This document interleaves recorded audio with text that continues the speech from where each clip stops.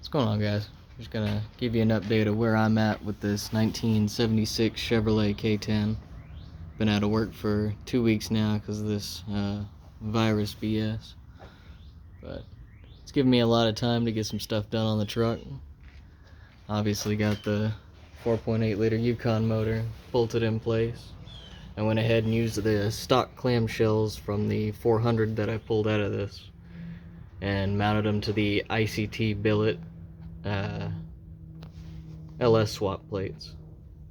Real cheap. I think they're like 40-50 bucks at Summit. Really good option. Had a lot of people tell me that, oh no, you gotta run specific motor mounts that are gonna change where the engine sits. No, all that's BS. If you're not running AC, don't worry about any of that.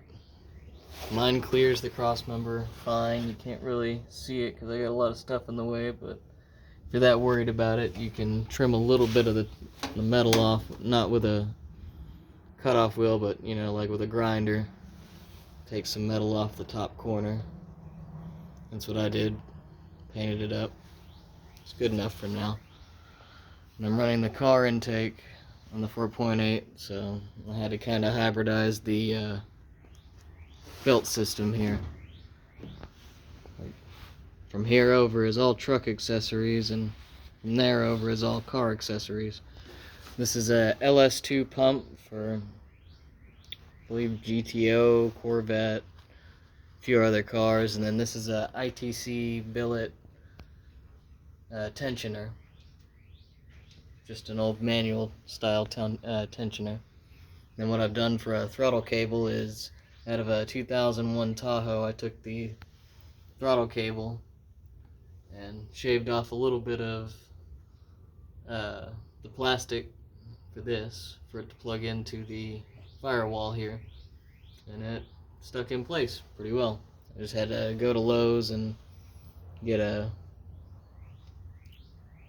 cable clamp to tighten up the slack, but works pretty good. Does what it's intended.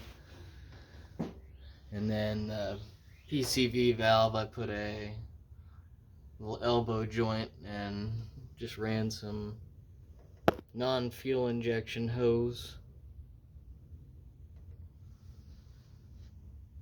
into that port there on the left side head to the throttle body. To this setup, I'm going to run a stock Silverado lower radiator hose. I've still got to go fit one up for the top, but shouldn't be too hard. Running Speed Engineering headers and their plug wires. And the boots I just got off of eBay. Or no, not eBay, Amazon. Still got a few more things to figure out. Before I finish the exhaust, I'm going to put in the front drive shaft.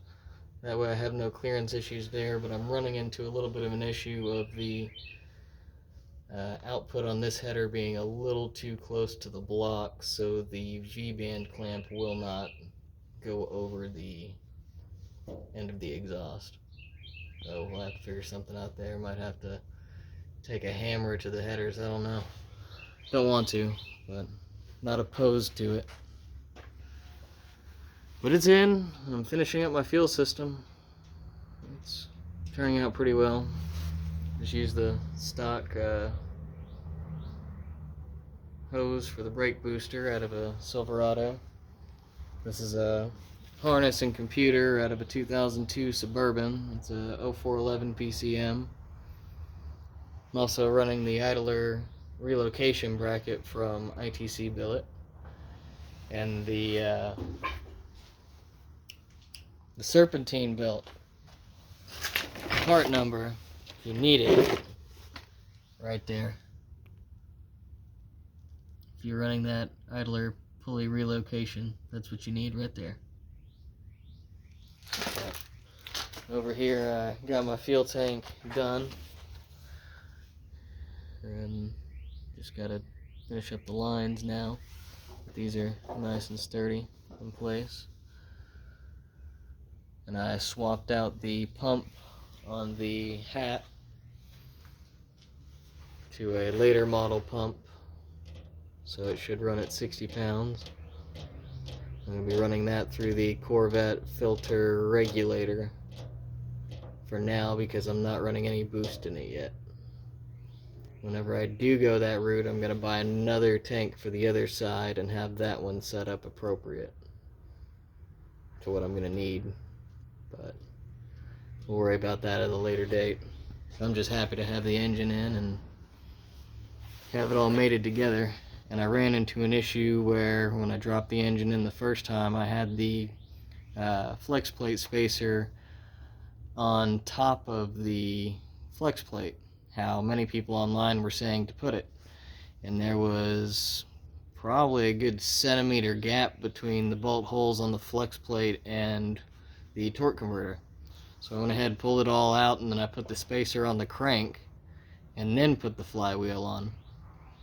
Which people were saying do not do that, but I did that and it made it up perfectly. The holes lined it up perfect, bolted it all together. I didn't even have to drill out any holes or anything. If you are running a, I want to say 2002 or newer engine, you might not have the holes in your stock flex plate, but I know for sure a 1999 will have holes for the older torque converters. But it all went together well. Bolted up. I've still got to put the drive shaft in, but got the vacuum lines done. Got the dipstick all bolted in. I had to change where the dipstick goes because there's no bolt where the dipstick used to go. And the LS just has different proportions in different parts of the engine. So I just bolted that into the side of the head, which you can't really see because I've got the O2 sensor wire running across that.